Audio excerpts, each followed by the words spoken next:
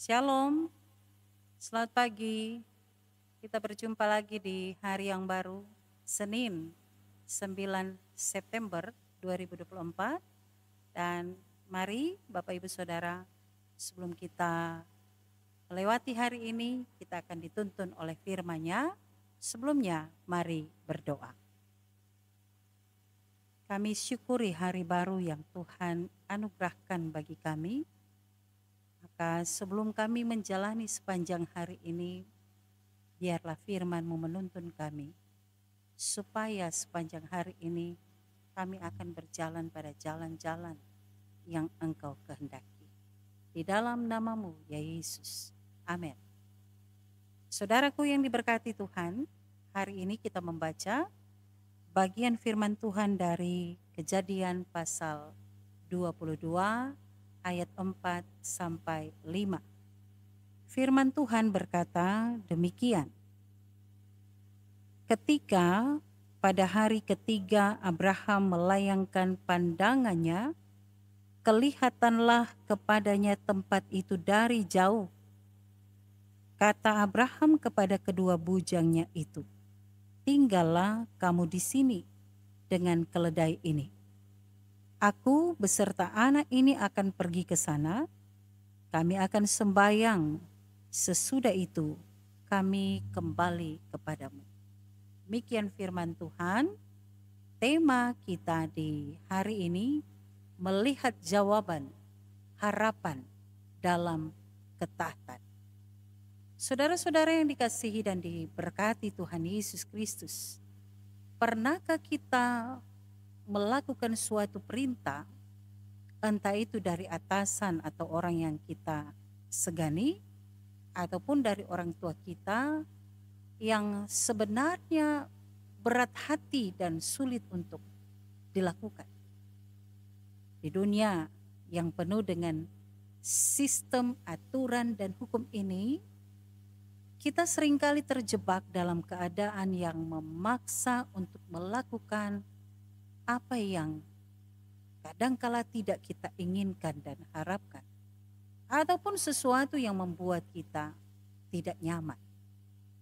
Bahkan mungkin seringkali hal yang sulit kita dapatkan maupun yang telah lama kita perjuangkan harus kita korbankan demi perintah tersebut.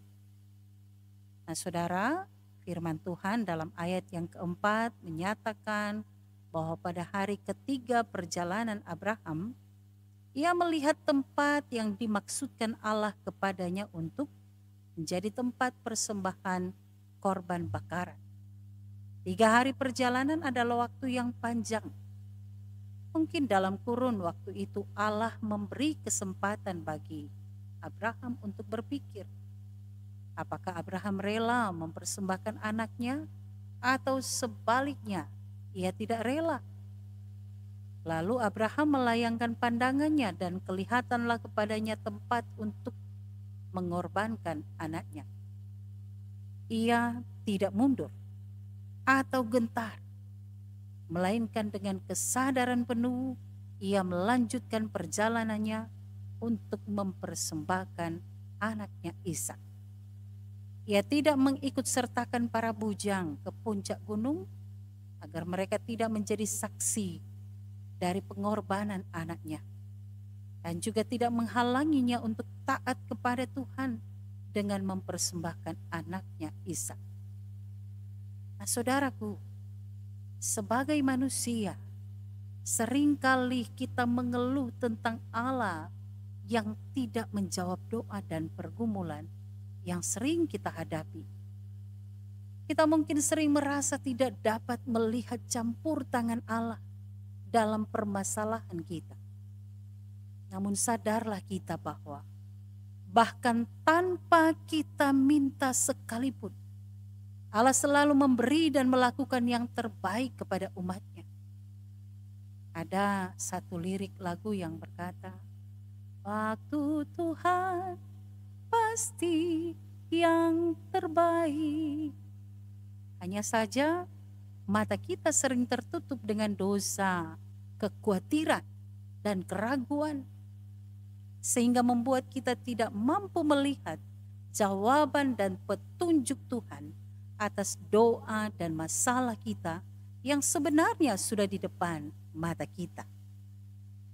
Untuk itu sebagai keluarga Kristen, mari kita tetap menaruh pengharapan dan keyakinan kepada Allah sekalipun diperhadapkan dengan situasi sulit dan berat. Dengan iman, kiranya kita dimampukan oleh Allah untuk dapat melihat setiap petunjuk dan maksudnya dalam kehidupan kita. Amin. Demikian saudara, mari berdoa. Terima kasih untuk firman-Mu Tuhan.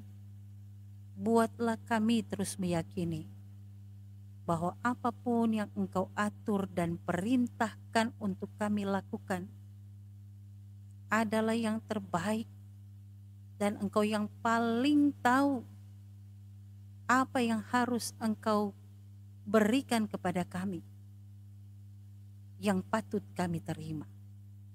Karena itu biarlah hati kami tetap percaya apapun yang menjadi perintah-Mu Tuhan, kami dengan taat dan setia melakukannya. Di dalam nama-Mu ya Yesus. Amin. Demikian saudaraku, Sabda Pagi di hari ini dari Puncak Gemim Sion Winangun. Tuhan Yesus memberkati.